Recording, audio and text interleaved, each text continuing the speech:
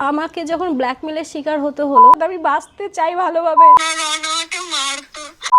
সবসময় তো তোমরা ব্লগ দেখোই, কিছু কথা তো আমার শোনো। আমার কথা বলার লোক নেই। কে বললো কেউ নেই? আছি তো আমরা।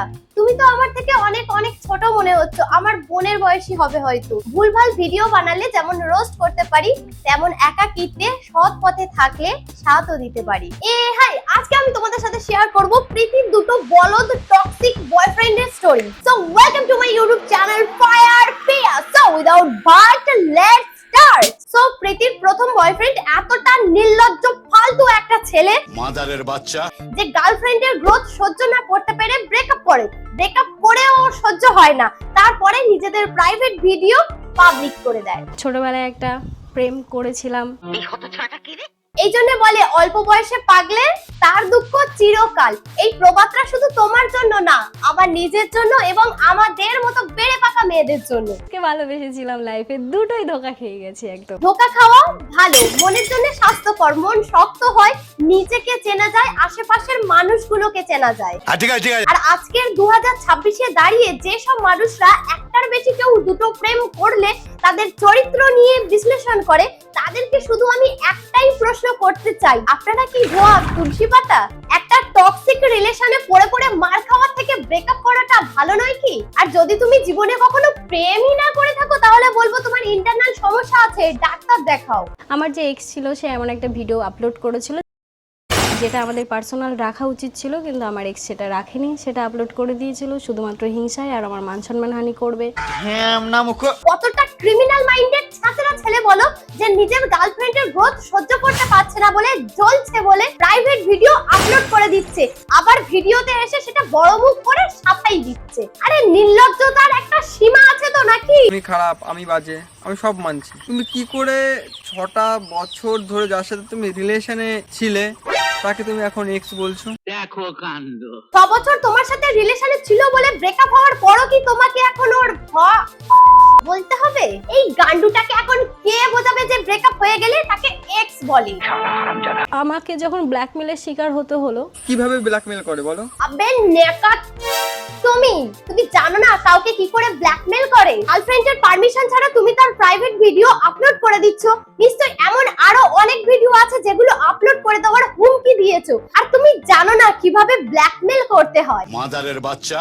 আমি যখন থানায় গিয়ে যাকে আমি ভালোবেসেছি তার নামে আমি লিখছি সে আমার সাথে এই খারাপ করেছে, এখানে আমি তো রয়েছি তোমার সাথে, তাহলে ব্ল্যাকমেল তো কি বললে? তাহলে ব্ল্যাকমেল তো পিওর অশিক্ষিত। অবভিয়াসলি তো আমিও তো হচ্ছি। তুমি ব্ল্যাকমেল হবে কি? তুমি তো অলরেডি ব্ল্যাকমেল। আর তুমি এতটাই ব্ল্যাকমেল হয়েছো যে তুমি বিন্দাস ঘুরে বেরিয়েছো, আর প্রীতিকে গৃহবন্দী হয়ে থাকতে হয়েছে। এর শুধু কথায় ব্রেক নেই, এর মনে হয় বুদ্ধিতেও ব্রেক আছে। কোন ভিটামিনের অভাবে এরকম বলদ হয় জানি না, নিজের ভুল নিজে বুঝতে পর্যন্ত পারছে না। মুখে পাভর দেবো। আমি ওই সময়টাতে সব থেকে বেশি খারাপ সময় কাটিয়েছি। আমার লাইফের সব থেকে স্ট্রাগল টাইম ছিল ওটা। তুমি স্ট্রাগলের কথা বলছো, তোমার জন্য কি করিনি বলো? সত্যি প্রীতি, তোমার জন্য ছেলেটা কি করেনি বলো তো?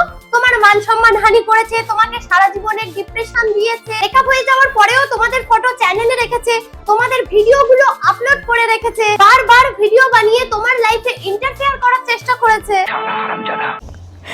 ওই দিনগুলো আমি কখনো ভুলতে পারবো না। আমি কারোর কখনো ক্ষতি করিনি, শুধু ভালোবেসেছি। আর সবাই হিংসাতে আমার জীবনটা পুরো তিলে তিলে শেষ করেছে। এটাই তো জীবনের সবথেকে বড় ভুল আর শিক্ষা প্রীতি, যে ভুল মানুষকে ভালোবাসা। যারা ভালোবাসার কাঙ্গাল হয় তাদের কপালেই এই যন্ত্রগুলোই জোটে। আর সিক্রেট মুহূর্ত ভিডিও বানিয়ে রাখা এখন সবথেকে বড় ভুল। কে জানে কখন আপলোড হয়ে যাবে? শুধু মনের জোরে আর মা বাবার মুখের দিকে তাকিয়ে আর আমার সুন্দর ভবিষ্যৎ। আমি বাঁচতে চাই ভালোভাবে। বাঁচবে না কেন?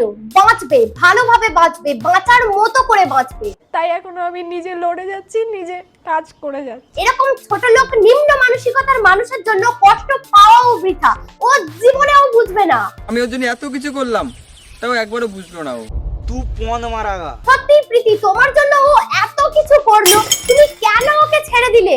থানায় তুলে নিয়ে গিয়ে 7 ডিগ্রি দেওয়া উচিত ছিল। বাটাম ছাড়া এসব ছেলেরা জীবনে বুঝবে না। আমার মতো হাজার হাজার মেয়ে আছে, আমি জানি তারা ব্ল্যাকমেলের শিকার হয়। একটা ভিডিওর কারণে তুমি আমাকে ছেড়ে দিলে। তুমি ওর 6টা বছর নষ্ট করেছো, সারা জীবনের ট্রমা দিয়ে গেছো। এবার কি বাকি জীবনটাও তোমার জন্য শেষ করে দেবে নাকি? বাই দ্য ওয়ে, তুমি কিছু বছর আগে এটা বলেছিলে না যে কিস করা ভিডিওটা ভাইরাল হয় সেটা মানে আদেও কিস? ওই ভিডিওটা আদৌ আমার কাছে ছিল না, ভিডিওটা ছিল ওর অ্যাকাউন্টের থেকে পোস্ট করা হয়েছিল। মানে ও নিজেই করেছিল পোস্টটা, তাই তো? হ্যাঁ, নিজেই করেছিল। একটা ভিডিওর কারণে তুমি আমাকে ছেড়ে দিলে। এরকম ছোট লোক, মিথ্যাবাদী, অশিক্ষিত ছেলে ভাবো একটা সময় ভিডিওটা আপলোড করে বিপদে ফেলে অস্বীকার করেছিল যে ও ভিডিওটা আপলোড করেনি। মাদারের বাচ্চা। এখন মানুষের সিম্প্যাথি কুড়ানোর জন্য এমন অশিক্ষিত, আগে কি বলেছিল সেটা ভুলে গেছে, এখন বলছে একটা ভিডিওর জন্য তুমি আমাকে ছেড়ে দিলে না, তোমাকে ধূপধুনো দিয়ে পুজো করবে, আরো বড় কোনো সর্বনাশের অপেক্ষা করবে। শুধুমাত্র হিংসা যে ও এগিয়ে যাচ্ছে, পছন্দ না মানুষ আমাকে এত ভালোবাসা দিচ্ছে। আর আগে তোমাকে কটা মানুষ চিনতো? সব তো আমার জন্য তোমাকে চিনতো এক সময়। হ্যাঁ, তুমি ভীষণ বড় হনু ছিলে, তার জন্য প্রীতিকে সবাই চিনতো, কিন্তু আজও তোমাকে প্রীতির নাম ইউজ করে ভিউজ গেইন করতে হচ্ছে। বাহ হনু বাহ, তোমার কি ট্যালেন্ট মাইরি। পাড়ার মানুষগুলো কত বাজে ব্যবহার করেছে, এখন যারা আমাকে ডেকে ভালোবেসে খেতে দেয়। এটাই হলো আমাদের সমাজের বাস্তব রূপ।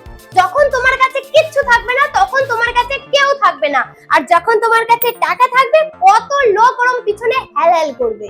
আমার যদি সেরকমই যদি মানসিকতা থাকতো, 3-4টে গার্লফ্রেন্ড আমার এখনো তো তাহলে থাকতো। আমি নেই কেন? হ্যাঁ না, মুখে পাভর দেবো। বাঁশ ঝাড়েই মানায়, সবাই প্রীতির মতো এত বোকা নয়। সে তো 1 নম্বরের নির্লজ্জ, এখন আমার ডিপিটা দিয়ে রেখেছে। সে মানুষটা তো একবার বললে ডিপি চেঞ্জ করার কথা। তোমার মাথায় কি টাল আছে নাকি? ব্রেকআপ হয়ে যাওয়ার পরেও ডিপি চেঞ্জ করার কথা বলতে হবে? দ্বিতীয় ভালোবাসা এন্ট্রি নিল। আমি আগে যাকে ভালোবেসেছিলাম সেটা ভুল মানুষ ছিল, দ্বিতীয় ভালোবাসাটা আমার সঠিক মানুষের সাথে হয়েছে, কিন্তু পরে দেখলাম না, मैं तो चूतिया हूँ। হয় হয় ভাই, প্রেমে পড়লে এরকমই হয়। হার্টব্রেক হওয়ার পর আমি।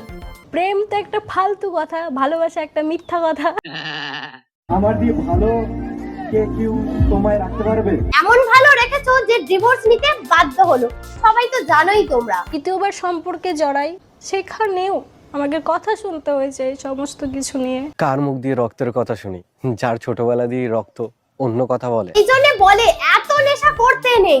এসব ছেলেগুলো কি ধরনের মানসিকতা দিয়ে তৈরি বুঝি না ভাই। সব জেনে শুনে সম্পর্কে আসার পর কিভাবে পুরানো সম্পর্ক তুলে তুলনা দেয়। তোমার রক্ত ভালো? আমার রক্ত ওই কথা বলে না, আমার রক্ত খুব ভালো। তোমার রক্ত এতটাই ভালো, লিগ্যাল বিয়ে করা বউয়ের গায়ে হাত তুলতে শেখায়, বাড়িতে বউ থাকতে অন্য মেয়ের সাথে সম্পর্ক করতে শেখায়। তোমার রক্ত এতটাই ভালো, এবার থেকে গঙ্গা জলের পরিবর্তে তোমার রক্ত ব্যবহার করা হবে। তোমার রক্ত এতটাই ভালো যে অন্যের চ্যানেল টাকা ঝেপে দাও। ভাগ্যিস তোর ওই পুরনোটার মতো না। সত্যি তুমি পুরনোটার মতও না। ও শুধু মেন্টালি হ্যারাস করেছে, তুমি মেন্টালি ফিজিক্যালি দুই দিক থেকে হ্যারাস করেছো। যদি ঠিক হতো তোর ইনকামটা সে কখনোই নিত না।